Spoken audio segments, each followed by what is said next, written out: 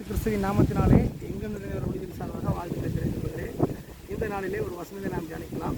இன்றைக்கு செய்தியுடைய தலைப்பு என்னவென்று சொன்னால், பிரயாசப்படுதல் என்கிற தலைப்பிலே நாம் தியானிக்கப் போகிறோம். ஆதாரமாக எடுத்துக்கொண்ட வேத வசனம் பிலிப்பியர் 2ஆம் அதிகாரம் 12ஆம் வசனத்தை நாம் தியானிக்க போகிறோம். அது என்ன போட்டிருக்குன்னா, அதிக பயத்தோடும் நடுக்கத்தோடும் உங்கள் ரட்சிப்பு நிறைவேற பிரயாசப்படுங்கன்னு சொல்லி போட்டுக்கிட்டு அதை நம்ம மேற்கோளாக பார்த்து மெசேஜ் தியானிக்க போகிறோம். இந்த உலகத்தில் பிரயாசப்படக்கூடிய விஷயங்கள் நிறைய இருக்குது. அநேக ஜனங்கள் பல விதங்களில் பிரயாசப்பட்டுருக்காங்க. அது பிரயாசப்பட்டாலும் நாம் என்ன செய்யணும், தேவ பிள்ளைகள் எப்படி எந்த விஷயத்தில் பிரயாசப்படணுங்கிறத நாம் இன்றைக்கி தியானிக்க போகிறோம். பொதுவாக பிரயாசப்படுதலில் என்ன அப்படின்னா, முயற்சி பண்ணுதல், கடுமையாக உழைத்தல் என்கிற இந்த பதங்களை தான் அங்கே பிரயாசப்படுதல் சொல்லுவாங்க.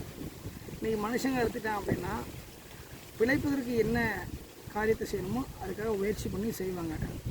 அல்லது படிக்கக்கூடியவங்க எடுத்தாங்கன்னா, படிப்பில் நல்ல முதல் மதிப்பெண் பெறணும் அப்படிங்கிறதுக்காண்டி பிரயாசப்படுவாங்க.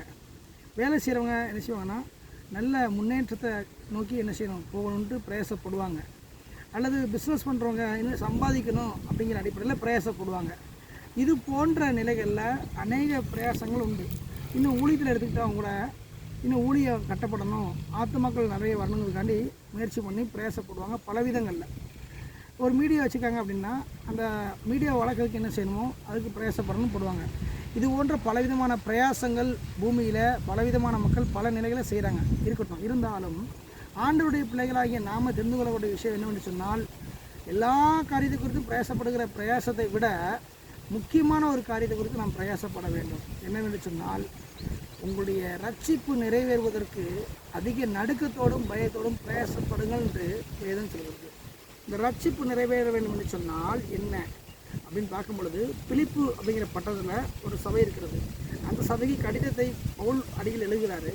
அப்போ நிறைய ஆலோசனை கொடுத்துக்கிட்டு எழுதிருக்கும்போது, உங்களுடைய மீட்பு முழுமை பெற வேண்டும், இயேசு கிறிஸ்துவை சொந்த ரசிகராக ஏற்றுக்கொண்ட ஒவ்வொருடைய வாழ்க்கையில் அந்த நித்திய ஜீவனை முழுமையாக பெற்றுக்கொள்வதற்கு தகுதிப்பட வேண்டும் என்று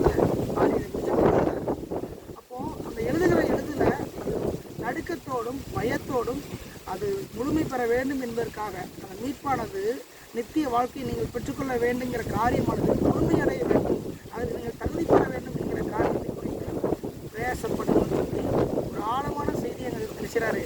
அவர் பதிவு பண்ணார். இன்னைக்கு நம்ம சர்ச்சைக்கு போகிறோம், அல்லது வேலை செய்கிறோம், ஊழியம் செய்கிறோம் அப்படின்னு சொல்லி அந்தந்த காரியத்திலேயே நம்ம செயல்பாட்டில் அதிகமாக பிரயாசப்படுறோம். பிரயாசத்தை உழைப்பை அதில் காட்டுறோம். அதில் காட்டுற நாம் பரலோகம் போவதுக்கு என்னென்ன காரியம் செய்யணும், ஆண்டவருடைய இதயத்துக்கு ஏற்றவாடி வாழறதுக்கு என்னென்ன செய்யணுங்கிற விஷயத்தில் அந்த ரட்சிப்பு நிறைவேறுவதற்கு பிரயாசப்படணும். அதுதான் பவுல் சொல்கிறார். இன்றைக்கி அநேகர் பல விதங்களில் படிப்பு காரியத்தில், தொழில் காரியத்தில், உலக காரியத்தில், ஊழியத்தில் பிரயாசப்படுறாங்க. சந்தோஷம்தான். ஆனால் அதை விட தனிப்பட்ட ஒவ்வொரு மனுஷனும் தன்னுடைய ஆத்தும பரலோகம் போவதற்கு என்ன காரியம் செய்யணுமோ அதுக்கான காரியத்தை செய்யுங்க, அதுக்கு பிரயாசப்படுங்கன்னு தான் பவுல் சொல்கிறார். அப்படி பிரயாசப்படக்கூடிய பிரயாசம்தான் நிஜமான உண்மையான பிரயாசமாக இருக்கும் என்று கர்த்தருடைய வேதம் சொல்கிறது. இன்றைக்கு தங்களுடைய ஆத்துமா முழுமை அடைய வேண்டும், தங்களுடைய ஆத்துமா முழுமையில் பங்கு பெற வேண்டும், பரலோகத்துக்கான காரியத்தில் முழுமையாக போய் பங்கடைய வேண்டும் என்கிற காரியத்தில் அநேகர் பிரயாசப்படுறதே இல்லை.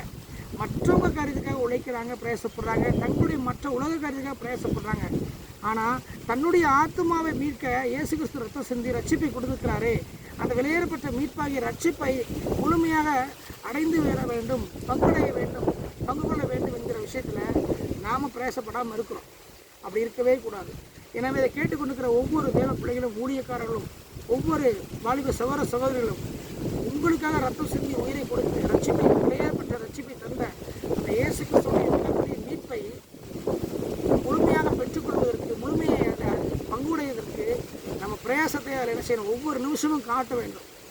ஏதோ சர்ச்சைக்கு போகிறோம், வந்தோம், ஊழியம் பண்ணுறோங்கிறது மாத்திரம் இல்லாமல் ஒவ்வொரு நிமிஷமும் அந்த ரட்சிப்பு முழுமையடைய வேண்டும் என்கிற காரியத்தில் அதிகமாக நாம் பிரயாசத்தை என்ன செய்யணும், செயல்பாட்டை காட்ட வேண்டும், முயற்சி எடுக்க வேண்டும்.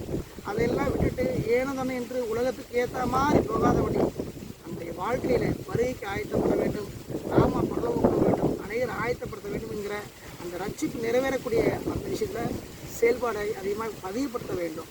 அதை எப்படி படுத்தணும்னா, அதிக நடுக்கத்தோடும் அதிக பயத்தோடும் பண்ண வேண்டும். ஏன்னா அந்த காரியம் மிகவும் பயங்கரமான காரியம். அந்த கடைசி காலத்தில் அந்த 2 விஷயம் அதில்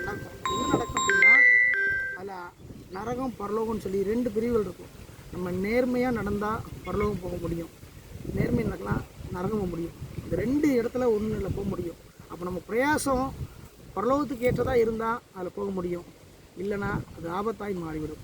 ஆகவே இதை கேட்டுக்கொண்டிருக்கிற ஒவ்வொரு தேவ ஜனங்களும், ஒவ்வொரு ஊழியக்காரர்களும், வாலிப சகோதர சகோதரர்களும் நம்முடைய வாழ்க்கையிலே இருக்கக்கூடிய இந்த ரட்சிப்பை, அந்த முழுமையை நம்ம செயல்படுத்தி அந்த பரலோக வாழ்க்கையை பெற்றுக்கொள்ள வேண்டும் என்று சொல்லி எங்கும் நிறைந்தவருடைய உங்களை வாழ்த்துகிறது. ஆமேன், ஆமேன்.